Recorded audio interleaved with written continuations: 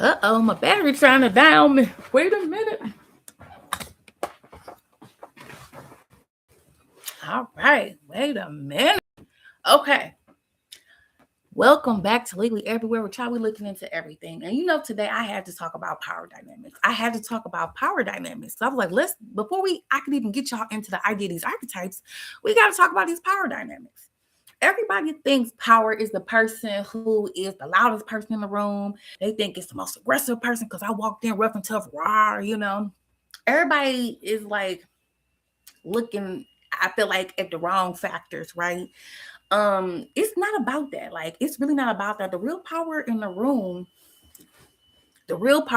is a person who can control the overall temperature of the room, right? They can control the flow of the room.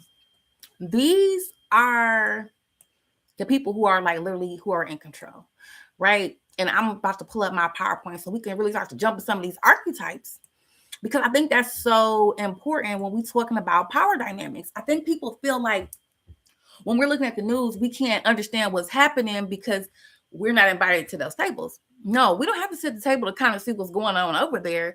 We just have to think about it. You've seen these people in your real regular life, right?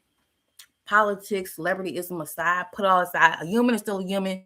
Somebody cuts you, you bleed blood just like anybody else. You ain't bleeding chocolate milk or fruit punch or, gushy bears or something like that, right? People are people. Behavior is behavior. Situations are situations. Social situations are social situations, right?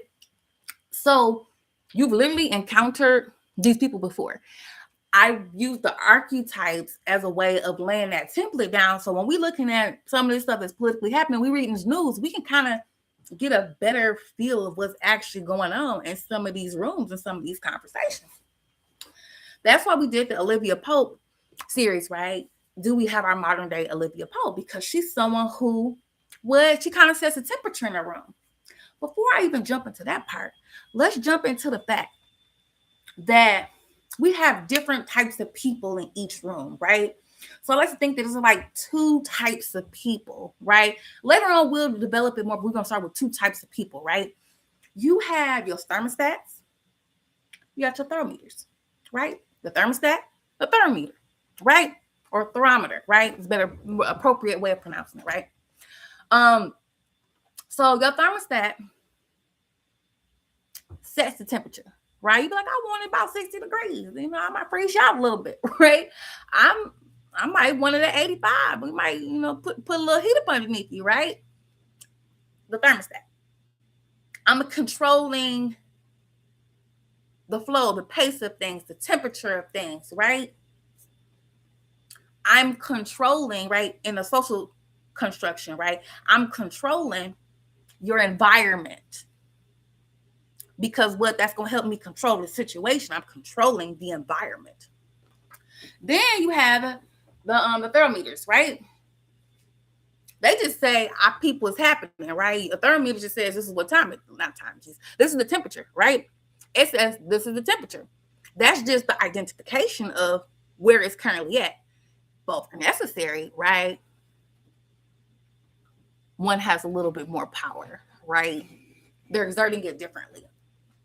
So the thermometer just tells you what the temperature is. Oh, it's tense in here. Oh, it's a little, awkward. It's getting a little heated as far as discussions, right? You sit in political situations or socially awkward situations, right? That's a thermometer, right? Thermometer. That's a thermometer. So the thermostat itself, right? It sets the pace. It sets the pace. Now I'm laying foundation down, right? It decides if it's about to be cold. What I say, I'm gonna freeze you out, right? I'm gonna make you a little uncomfortable. I'm gonna put some pressure on you, right? Or I can just put pressure on the whole entire system, not necessarily you as the individual, but on the system, right? Because I'm controlling the temperature of the environment. So thinking about what Olivia Pope archetype, right? Kind of thinking about that particular character that I introduced, right? Keep it in the back of your mind. When you think about it from that perspective, right? I feel like once you like understand that piece, you start to realize that everybody with presence has like power. It's not just that one particular role. That's the one we're gonna kind of focus on. I'm gonna start jumping into new characters, right? Characters you've been introduced to on this channel, but newer to the conversation, right? Um, when you really start to kind of think about that, you realize that your everyday situation is just the same. It's really just the same, and you can take that and lay it as a template. So I'm gonna use like social, let's say pop culture type events and references, but you're gonna add a template of whoever fits for you, right? So cause like you're gonna pick whoever works for you, because I really want the analogies to really fit in your head, because as we move through things, I'm gonna start actually getting case studies that I find online, TikTok, wherever we can find them, and we're gonna start applying the legally everywhere method so we can kind of get to these receipts in different ways, right? So I want you to use these archetypes that I have on this channel, but also start to formalize some of them in your own head, because there might be another example that's personal to you that really works. It's a better anchor. But right now, this is the channel anchor, okay? Keeping in mind that as we talk about it, it depends on who's in the room determines like the outcome, right? Because we talked about the Olivia Pope, right? The strategic operator. But we talked also previously on the channel about enforcers, right? So if you were here for some of my earlier content on this channel, I talked about how I said the executive or the government ran a depot on the CFPB, right? When they said, what budget? Right? Y'all remember Depot took that man by what bike? What bike? Yeah, that's a good anchor, right? It clicks. You're like, oh man, he just said, I don't interpret it that way. So I just took your budget. That happened to a couple of departments, right? I said, ran a depot on them, right? We had the other situation where I said, they kind of ran up in there like Suge Knight. So he was all up in the videos, right? You kind of was able to anchor your mind like, okay, I know what type of energy they came into that room with. You in your mind, like, I know what type of time they on, right? Once again, you'll have some people in mind. You'll definitely have some people in mind. Like, once again, with the Debo situation, I'm gonna be real with y'all. When it comes to Debo, his is a little interesting, right? His was interesting. The Debo who walks into okay, so let's go back. Let me put up the PowerPoint so that we can get the visual together. Let me make sure I jump back that I can see that y'all see what I see. Okay. There we go. So as we look, right, who enforces regulatory issues, right? When somebody is functioning, quote unquote, out of line, they're out of compliance, they moving weird, they out of line, out of pocket. Who come to regulate, right? Remember there's a song when I was just regulate, Nate Dogg, right? R.I.P. Right? So the conversation comes, who comes to regulate? And you have different types of regulators. You have a strategic operator. You have somebody who's like the Olivia Pope. If you watch the Olivia Pope character who was on Scandal, she literally said it's handled. But she said it was handled because she's what? She's a thermostat. She gonna go in and make stuff happen in that room. Okay? This one right here. She's gonna go in and make stuff happen in that room. She's gonna make it happen in that room. So, for example, she's gonna be like the PR person. More than likely, based off her type of character profile, she'll probably be in the environment. Someone will bring an issue to her. She will collect all the information that she wants, but she'll probably want to see it herself first. She'll find some way to insert herself into an environment, right? More than likely, she will make some type of superficial encounter with the target or the person of interest. Let's use person of interest, right? She'll walk into that situation. She might be like, you know what? Hey, How you doing, such and so forth. They see them doing something. Oh, no, I wouldn't do that. That probably won't turn out well. I'll do what I want to do, man. Get out of my face. Oh, okay, no problem. She'll pop out. They don't see her again. They're like, this weird lady walks up to me, talking to me, trying to tell me what to do. I'm at this party. I'm at this social event. I do what I want to do, right? I'm grown. Okay. Fast forward, let's say 48 hours. She comes back up to you. She walks up to you and hands you a folder. Hands you that good old manila folder, right?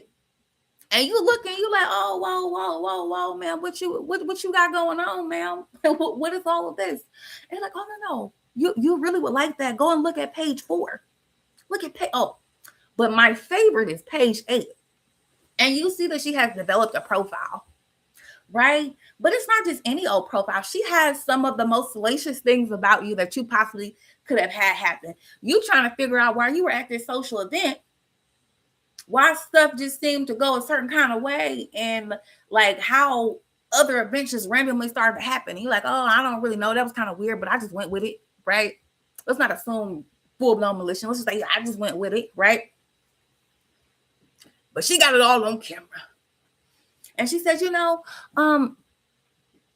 I think is going to happen is, those pictures are not the most flattery, pictures. I don't think your mom in the nursing home, with the kind of medication that she takes, she can handle seeing the pictures of you like that on the local news, because you're going to be on the news. I don't think your kids who've been doing those cute little TikTok challenges, and cute kids, by the way, man, they look just like you. I don't think they're going to do as well seeing, say, mom, in this precarious, uncomfortable predicament, right? They're in high school. People talk. They're on social media. They have a little bit of a following. That's probably going to be socially awkward for them. Yeah. I know you said you're what? Like, I saw that you were a PTA. You remember? I don't know. Those pictures are a little, I don't know, fun. I don't think it fits, the image you were putting out there. It's not very vanilla, right? It's giving very fun, very festive. I think what you're going to do is sign this piece of paperwork. You're going to sign this agreement, this settlement. You're never going to talk about this. You're going to accept this money. You're going to do A, B, C, D, right? And you're not going to ever bring it up. Because if you do, I'm going to come back. Right? Change that whole dynamic. Control what was happening in that room, right? Very uncomfortable kind of thing. That's like your PR kind of more person, but they're very strategic. They probably gave you a way out the first way to see if you would do it easily. And they probably even say like, hey, you can do what I'm saying right now. That would be the easy route. You can go the harder route. And I'm going to put these in all those places, plus some more places. Matter of fact, if you don't sign this within 2 hours, I'm taking this deal off the table and I'm going to just release it. Pressure, right? Real pressure. Strategic operator. This is somebody going to go into the room, assess what's happening, figure out vulnerabilities, right?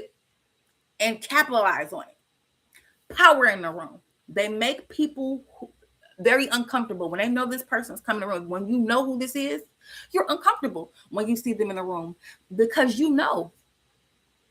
something is in the mist, right? She could be their character type, right? The strategic operator could be there in the beginning. Something just popped off and she's alerted and she's just trying to peep it out, see what's going on. She could be at the very end trying to swoop up and damage control. How much do I need to damage control? She's going to be controlling something either way. Thermostat, right? Thermostat, controlling the movements. Now you got your enforcers. And I feel like these are two different types of enforcers, right? These are two different types of enforcers. You have what I like to reference as the Suge Knight, right? And you got the Debo. I'm going to show you a better picture of Debo because that was not a good one, right? With your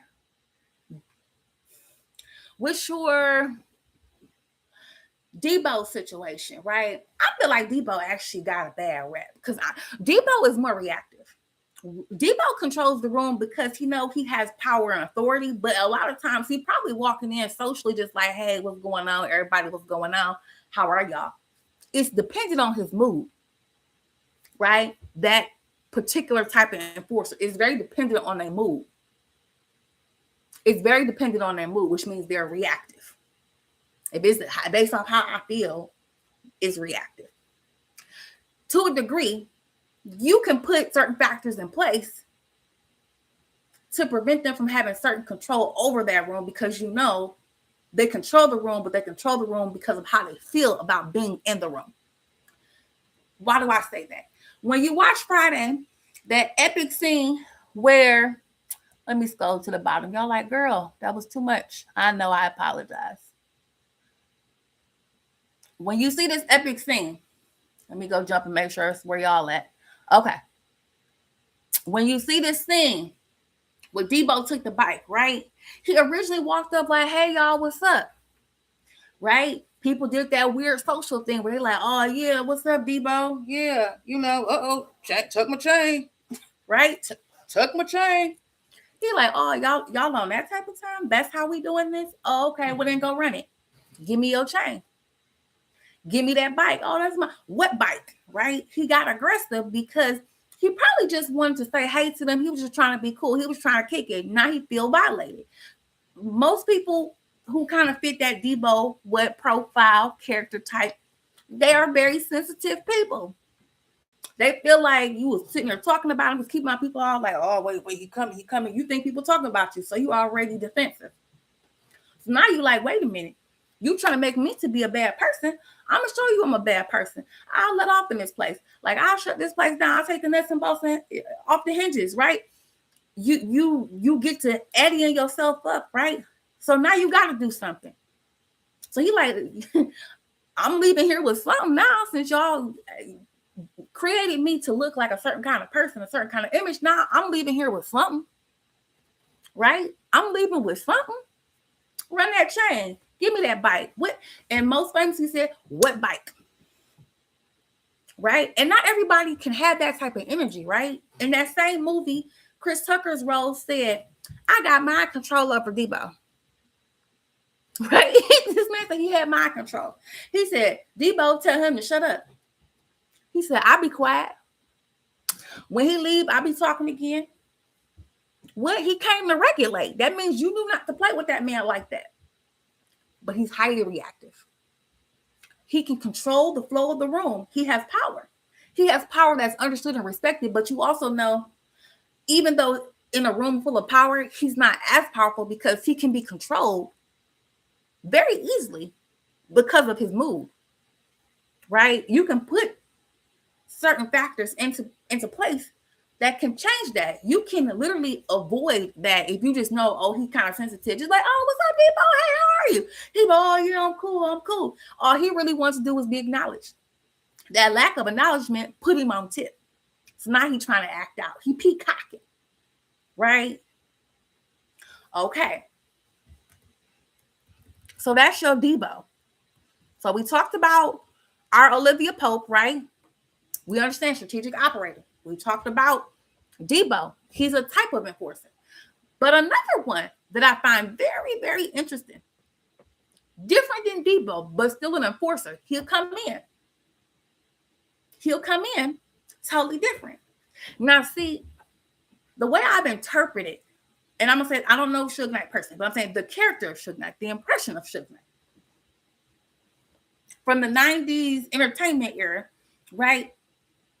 Of everything that what I heard when I listened to these stories is somebody called Suge Knight. Suge Knight wasn't really popping up somewhere people didn't tell him about. Now, just because you invited don't mean you welcome. That's something I learned in my, they tell you, just because you invited does not mean you were that you were welcome. So he was often told about something like, hey, X, Y, and Z is going on. But a lot of what I understood as we hear all the documentaries and the stories, what have you, he's somebody people call when they felt violated, they felt uncomfortable about something, right? He's kind of like your big cousin. He your big cousin when you call like, oh, wait a minute. Like, he's the big cousin you would call on somebody like a Debo. Man, he took my bike. He snatched my chain in front of everybody. He did X, Y, and Z, etc. and so forth. He did this. He embarrassed me. He punched me. He got me walking around with a black eye. Like, how I'm supposed to face people like that? He tried to deprive me of my honor and my respect. And then somebody like Suge Knight gonna be like, hold on, wait a minute. Might say baby cousin, baby cousin, however y'all phrase that, where y'all from, right? They'll be like, hold on, wait a minute. Slow down. Tell me again, what they do? Oh, they did X, Y, and Z. Wait a minute, slow down. Oh, they trying to bully people? Wait a minute, did they know you was my little cousin? Oh, I'm not having that. I'm not on that. I'm not on that at all. See, now I could be on whatever he on. Since he doing that, okay, watch. I'm gonna come. I want him to bully me. What? Suge Knight, when he was at the Source Award, this image is from the Source Award, he felt like he was being antagonized by Bad Boy Entertainment. So he came up there, even though some of it was like kind of politically correct done as far as like what was being done, right? If him being antagonized. He went in there and said all up in the videos, right? He felt like he was being antagonized, so he tried to antagonize them back. He was like, oh, I'm on whatever you're on. We can do whatever you want to do, however you want to do, whenever you want to do it. Drop the addy, right? Drop the address, drop the pin. Where do we meet up? Where do we link? This is a violation that needs to be handled. I'm not about to play with you, right? I'm not about to play with you because I don't tolerate disrespect at all. I probably wouldn't even came up here and acted like this, but off principle, you came at somebody I'm cool with or somebody I'm affiliated with, somebody who entrusted me. So whether it's they pay for my protection or support or somebody I'm just affiliated with, I personally take it as disrespect. So now you got to deal with me. It's a violation. And a violation is met with another violation for some people, right? His character, as we'll present his character, would be that kind of person. Like, yeah, we on that type of time. We all know who these characters are. We all have these kind of people that we have either been exposed to in our personal lives or that we personally are close with, right? We know the character when we see the character. You know Suge Knight, when you see a Suge Knight, he make everybody nervous. He one of them people that you know that make people nervous. But he also could be at social events and just be in there chilling. He very easily could be in there just kind of chilling. But usually, you know, if something go left and he feel violated, they're going to shut a club down. They're going to close an event. He's going to be escorted out. People might get called. Like, you just know certain people come with certain types of narrative stories and situations. You know what I mean? Some people just got a bad rap, unfortunately, and they know they can take it there, right? Now, you can go to like less violent extremes, right? And say you just know somebody who handles business, right? Somebody who you know will regulate. I've had friends who were like MMA fighters and different kind of things, or just did sports, physical contact sports, right? To a certain degree. People knew not to play with them like that. They just they didn't tolerate a whole bunch of disrespect, right? They didn't take it to nobody. They weren't often the ones going to antagonize somebody. But once they felt, oh, you violated me, my family, my principles, what I stand on, we have a problem. I'm going to bring that issue to you. You're going to pay it back, however it got to be paid back. But that needs to be addressed, and they don't just let it sit. They don't let disrespect just sit around idle. They're going to be like, you need to, how would you phrase that? Settle accounts, right? Let's say that profession. Let's settle accounts, right? Now, in comes your John Wick, right? Here comes John Wick. John Wick is a totally different person that comes into that room. He's trained. He's very strategic, right? We have two different types of strategic ends, right? One's controlling overall dynamics, right? In the room, the social situation.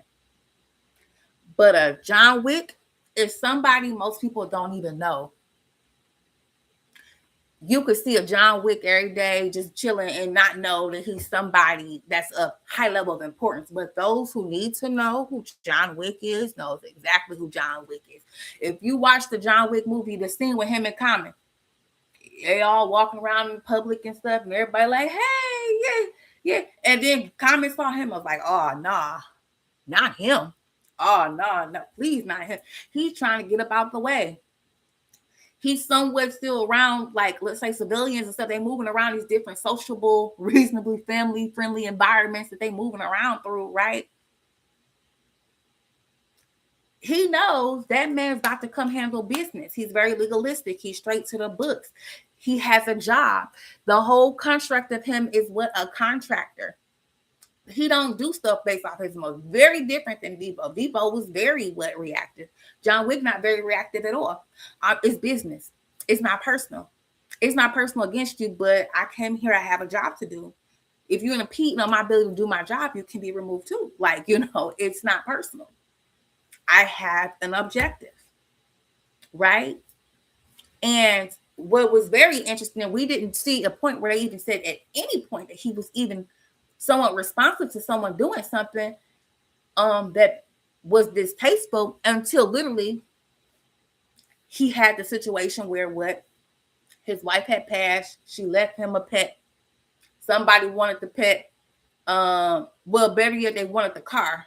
He was like, no, this is my car, whatever. They came in, stole the car, deleted his pet in his home that assaulted him, and he went into his own deep bag of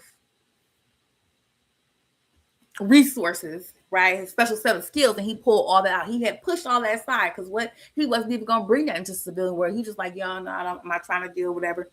You then came to my house, assaulted me, just stole my car, deleted my dog. You violated me on every level. Now he wants revenge, right? But it took a high level, very extreme high level, because of what his training, his structural setup, and his sense of principality. Even though he was violated, he's like, you know what? I can't blur certain kind of lines. But once it comes for him to do what he has to do, he's going to do it without hesitation, because what? You have crossed serious lines that cannot be crossed. I have a saying that I learned some years back, but what broken mirrors cannot be fixed. And for some people, once you cross the line, it's crossed. Ain't no uncrossing it. So that's your John Wick character. You know there's certain things you can't do. But I'm going to tell you one thing. When you're in a real powerful room, all four of them are in there. But just know, if you ever see, like in real powerful rooms, right? If you ever see all four at the same time, something just happened, and likely something about to happen, because you got all four of them in the same room. It's not abnormal to have maybe one or two of them in the same room at the same time, because sometimes it just happens. But all four of them up in the same room at the same time, something just happened and something about to happen. Right? They are getting the consulted to, right? Because people typically contract the strategic operator, right? Which is your Olivia Pope. We're going to go here, right? They typically hire your strategic operator. They typically hire your specialist, because they come in with a very special set of skills. But before they might go to these high level people, because these are your head honchos, right? This is creme de la creme. 1 and 2 is creme de la creme. They may have some situations where they may pull or lean on some of the enforcers in the room to see if they can kind of put pressure on people before they ever get to the point where I need to get a strategist to control the room, right? Socially. Where we can have something we can walk out of and feel okay with, right? Or we might have to have somebody do something behind the scenes, because once again, also keep in mind, your Olivia Pope is very forward facing in comparison, right? The specialist is 100% behind the scenes. What he was in a special network, and they had these special hotels they go to, and these special rooms, and these special places that nobody knew about. Completely behind the scenes. You will not see him, and if you do, he's just doing regular people stuff. He's never gonna blur the line between those two worlds: the world that he's a part of when he has to do his work, and the just natural world that he feels like he lives in, like everybody else. Right? He keeps those separate. Whereas Olivia Pope, right, the strategic operator, she's going to control social situations. So although she's more of a behind the scenes for public situations, she's still going to be a little bit more public than not.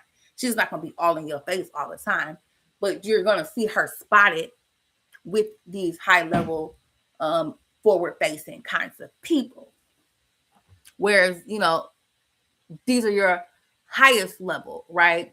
For the, at least for the point of this conversation, they're slightly lower. And if we really want to keep it a buck, we would go, I would say we could put them about the same. I feel like you would have, to a degree, them kind of working in operations relevant to each other. I'm actually going to probably do a series about when the two of them have to meet, but I'll save that for another time. So keep that marked for a future upcoming conversation, whether it's live or a series episode. But I would say Debo would be, let's say, at the base level. And then Suge, only because, right, he can be controlled by his emotions. If you can be easily controlled by your emotions, you can be easily controlled. So Debo is here. Suge Knight is right above him, right? Olivia Pope, character, right, the strategic operator, John Wick, the specialist, they're kind of hand in hand, depending on what's going on in the room, right? Because some people may send out the specialist before they would think to go to the strategist to damage control. Or they might try to damage control and it didn't go how they want. And they'd be like, okay, let's call a specialist. So like I said, it depends on what's happening in that room. So now that we laid that foundation down,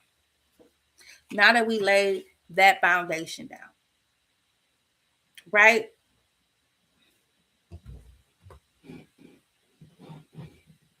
We have to always kind of keep in mind, the question isn't just like who's in the room. The question is,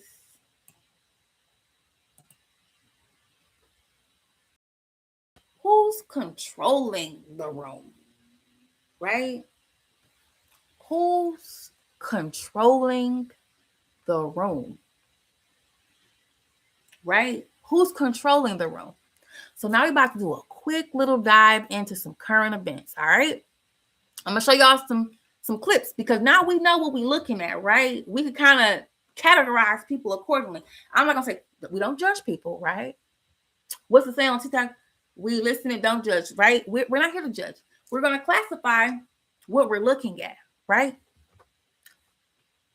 For the purpose of this conversation, we have 4 types that we're looking at. Well, better yet, 2 types of people, 4 archetypes, 4 characters, so to speak.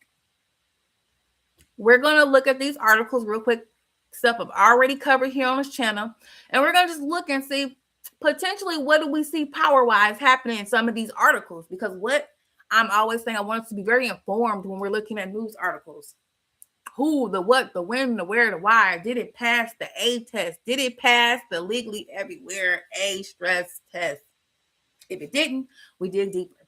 But even deeper than that, we have these different areas for which we look at information. We don't just look at information from one angle. We look at it from about like 5 to 6 angles, right?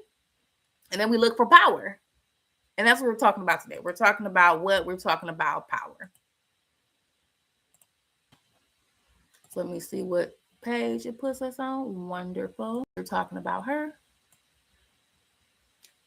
So you can look at other series that I might have if you are interested,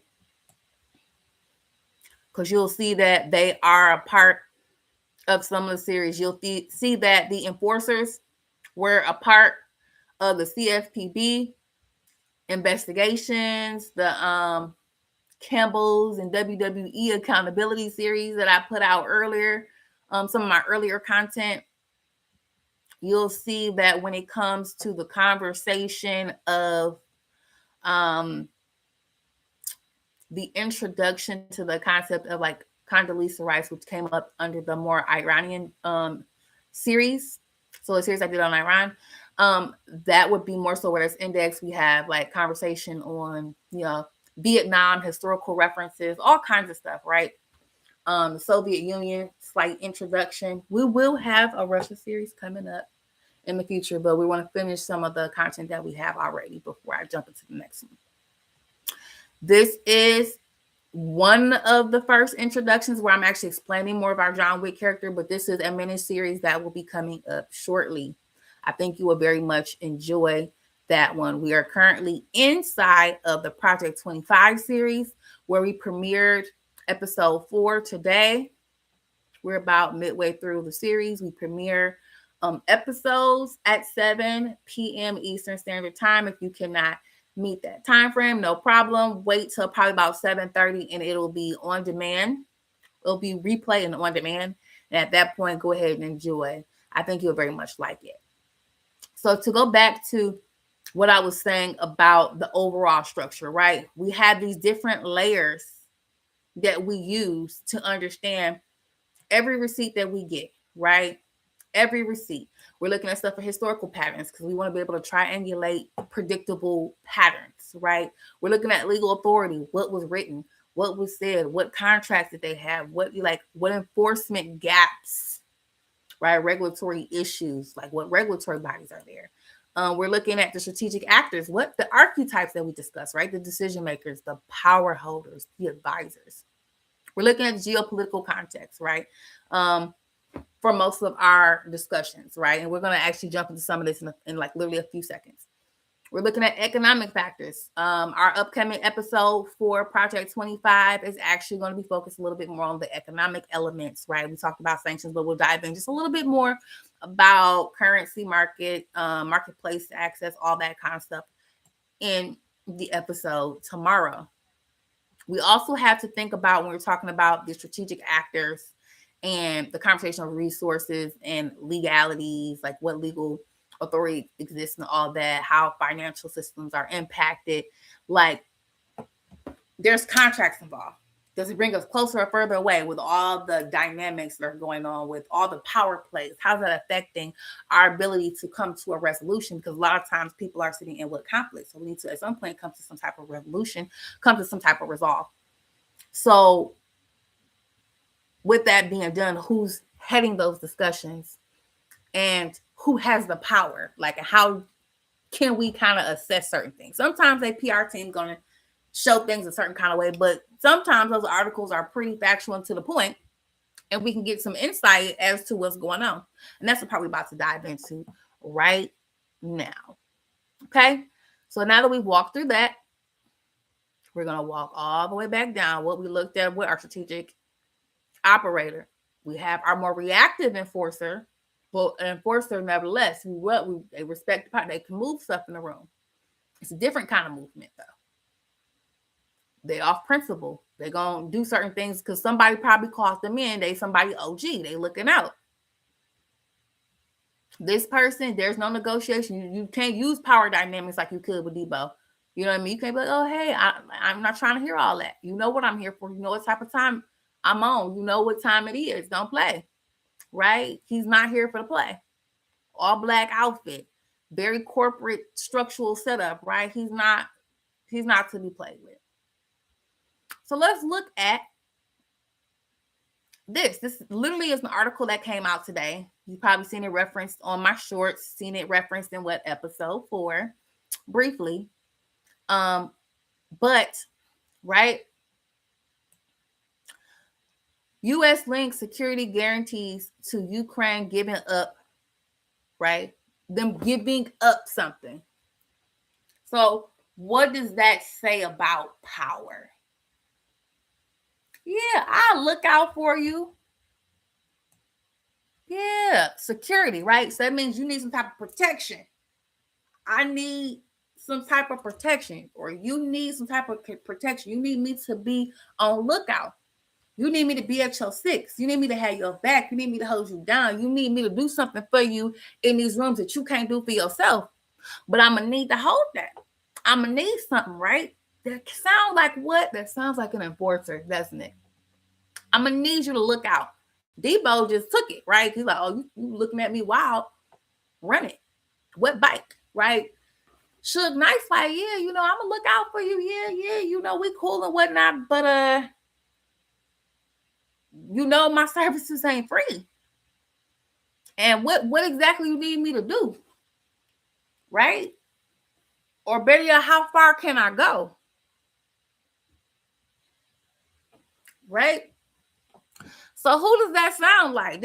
Just off reading the article, we're looking at power dynamics. What does that sound like? That sounds more like a enforcer kind of conversation, right?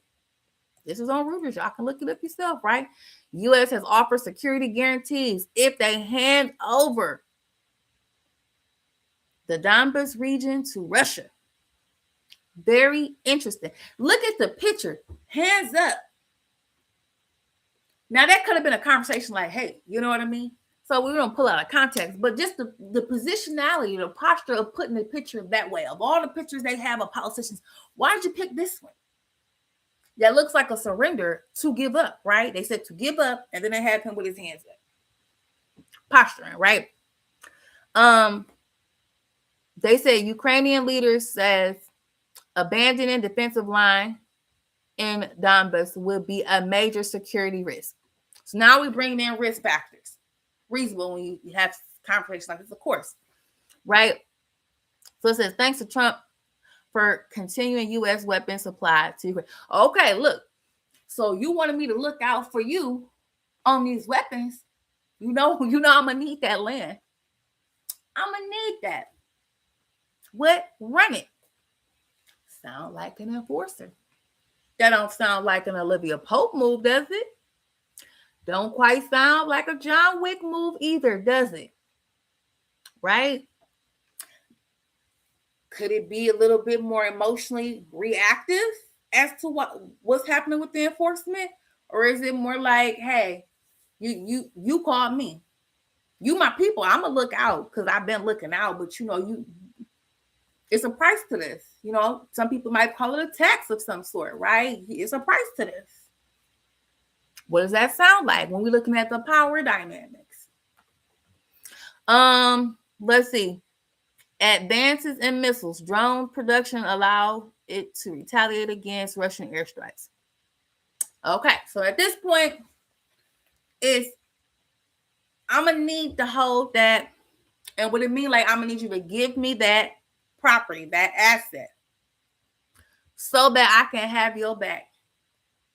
So that you can have access to weapon supplies, right?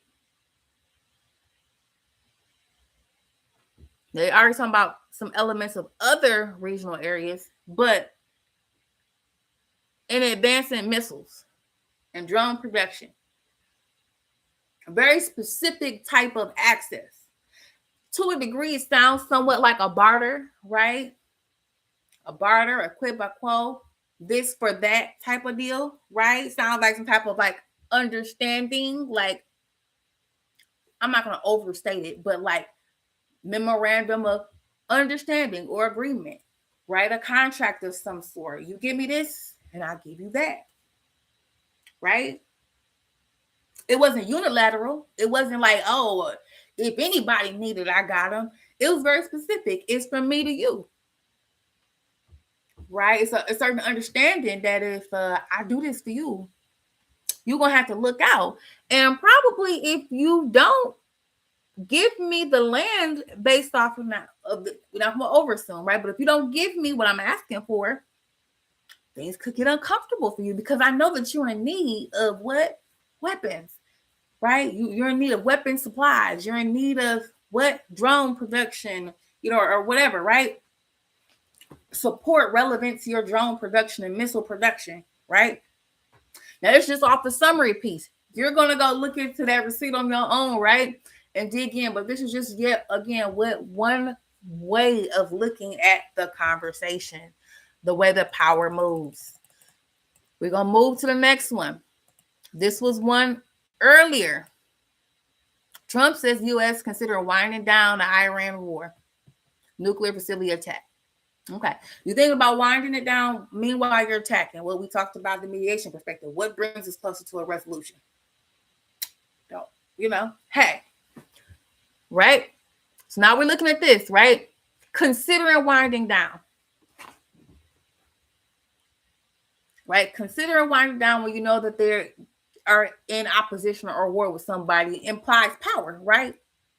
That implies some level of power. Trump says U.S. getting close to meeting goals. Iranian media says the enrichment facility was attacked. Khamenei did not appear at the prayers. Iran met, let's see, Japanese vessels through the strait. Oil prices up 50% due to war. Let's see. There was something else I want to pull from here. Okay, winding down is military operations against Iran as Iran and Israel trade attacks on Saturday, and Iranian media says the nuclear enrichment facility in Natanz has been attacked. Was close to meeting its goals, but insisted that other countries should take the lead in policing the Strait of Hormuz, the shipping lane whose near closure threatens a global energy shock. So I'm considering winding down because I feel like I have the leisure, the liberty, the freedom to say, oh, I could kind of slow the war down, whatever. But I think somebody else should take on the responsibility of policing. Policing is a very strong term, right? Very strong term. Okay. Power-wise, does that sound like somebody who feels like they're in a good position? Power-wise in a room. Or someone who feels like maybe they're not. Because why are you considering winding down, right? You're saying you're meeting your goals, but you're also winding down. It's just very interesting language. And when we think about the news that we get, the who, the what, the when, the where, the whys, right? Can we pull those 5 pieces out?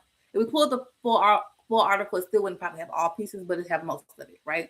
And then we say, okay, for the point of this live in this conversation, the power dynamics. What do we see? Okay. In fairness, I pulled another article for the opposing side, right? So this is someone who rarely is photographed, rarely seen in the public, noted to be very respected by their peers. Very respected by their peers. Said to be very by the books, very much person like a principality, very much like to the rules. This picture is some years old, not very many photos. So what does that say power-wise? That someone who sits in a position like he sits. Now, this is the supreme leader. Someone who sits in a very high-level position, even though it's just recently elected, they still sat in high-ranking positions before, right? Behind the scenes. Right? What kind of power do you have that they don't really have pictures of you? What kind of power do you have that don't nobody really say nothing bad? You know somebody got power, don't nobody, when your name ain't really spoken that much. People like, oh, they don't know. They must be nobody because nobody says their name. Or they're everything. Right? When I walk into rooms, I'm always curious, what name can't be said? Why? Who can't you say something bad about? That's who got power. You don't find nothing bad written about this man. You don't see that many pictures of this man. He's been in position almost 3 weeks now. We haven't really heard anything from him. And when we hear something, this is what he said. The foreign minister sent a secret message to Trump's envoy stating, "We have received the approval and blessing of the supreme leader." We have received the approval and blessing. But it had to be sent in secret. That sounds like power. Secret message. And multiple sources reported in a very similar language. Secret language. Secret message. Because if these are foreign ministers are supposed to be connecting back and forth, you're in the process of a war. In theory, you should be having some level of communication and contact, because the United Nations and everybody else should be trying to make sure we come into some resolution. This has been a big event relevant to energy, right? A secret message. A secret message had to be sent out stating, "I received," which means y'all been reaching out to us. Y'all have been reaching out to us. Now, the other message just said, "Hey, I'm thinking about winding down. I've met most of my targets, or nearly all my targets." But this message says, "We received." So you sent the secret message, because it sounded like it wasn't even something you all the way even probably supposed to send to them. But that message saying that, okay, well, we got your messages. Okay, he approved. He said, okay, fine. I'll bless that. I'll accept it, and I'll honor that. Who does that character best align with? Just off that power and control in that room. That's not even adding the social elements. The very first week of this war, this man lost his whole entire family. Well, I shouldn't say his whole entire family. He lost his father. He lost his mother, his wife, and his child. While in the middle of observation of Ramadan, which is his season of recognizing his spiritual beliefs. And on top of your physically fasting.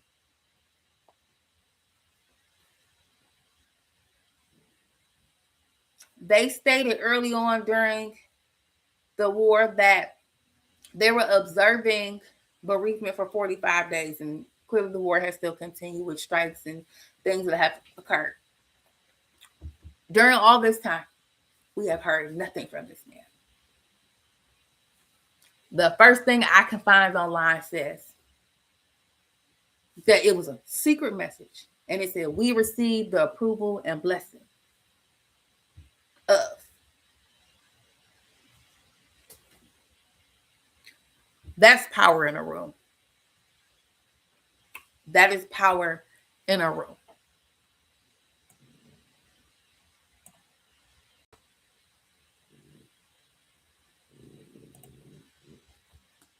That is power in a room, ladies and gentlemen. Bury all pronouns. I don't want to just exclude anybody. She, him, them, they, Zen, whomever. That's power in the room.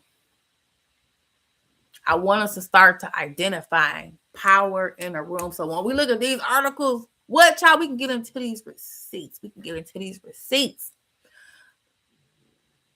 Because there's lots that we can gather from what's said and what's not said, how it's positioned in the posturing, right? We can look at that structure that I provided us for how we would read receipts to truly read what's happening in the room. I know the power one sometimes can be off-putting, but once you see it and you experience, you're like, oh, wait a minute. Okay, I see that. I know exactly what that is. That's exactly what I want you to feel. I want you to be like, oh, yeah, I know exactly what that is. Oh, yeah, I got a cousin like that. I got a big cousin that's like Shug. I know exactly what you're talking about. I got a best friend that's kind of like Debo. We be like, man, chill out. Come on, stop that. What nobody even talking about you. You don't have to do all that. You don't have to get all temperamental and tear stuff up, right? You don't got to peacock and have a terrible two moment, right? And because of the way that people cope and socialize, it may not necessarily be an aggressive outburst. It could be a social outburst of some other sort, right? Because they have adjusted socially to doing things that's maybe a little bit more socially acceptable, but still fall within those lines of being like, okay, you cutting up, and you cutting up, cut it out, To the person that's like the Olivia Pope, right? We all got an Olivia Pope too. Like we all kind of got a cousins like Suge, right? You call it because they took my ice cream. They took my bike. I don't want to tell my mom and dad they took my bike, right? We all got that big cousin. Or wish we did, right? Or we knew somebody in the neighborhood or around the way was on the lookout, right? Might slide them a couple of candy bars or something like that. Listen, I got this thing. I brought some extra fruit snacks in my lunchbox. You gonna look out for me or what? Right? Kick it back old school. We all had a cousin, right? That was like Olivia Pope, the person you could call and be like, you know what? It's too much going on. Can you help me out or something? Right? To the extent some people even have it where that person has so much power in their family dynamic that they could even call them to help them address something with the elders. And that's a whole power level degree up. If you have like pecking orders in your family, right? That might be a whole nother degree up. You're like, oh no, they're not going to talk to them. Yeah, somebody blessed them enough where it's like, yeah, you can go talk to the elders. You're respected enough that you can do that. You've earned your keep. And if you probably don't know them and you the one who always handling stuff or structuring things, maybe it's you. So that's the next thing. As we've been looking at some of these things, sometimes you can do some introspection, like some internal reflection, think, well, based off the 4 character types that we're looking at, do I fit one of them? Because you probably do. And you don't got to share that in the chat, although I'm excited to see what you have to say on this live. Share your thoughts. What do you think about the power dynamics that we've discussed, right?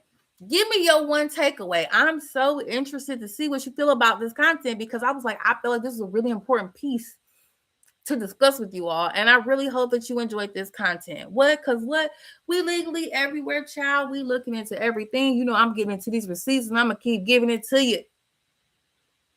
Yes. I'll see you in the next video. Hopefully you all are able to jump on to see the premiere tomorrow of episode number 5. But if not, it's still going to be up there. Go ahead and give it a view and let me know what you think in the comments. I'm always so excited to continue to add to this community and add to the information base. I see that the information gets sent out to a lot of different places, and I'm just appreciative of the fact that you support what I'm doing. You like what I'm doing enough to share it with people, and we'll keep this community going. See you in the next video. Next time.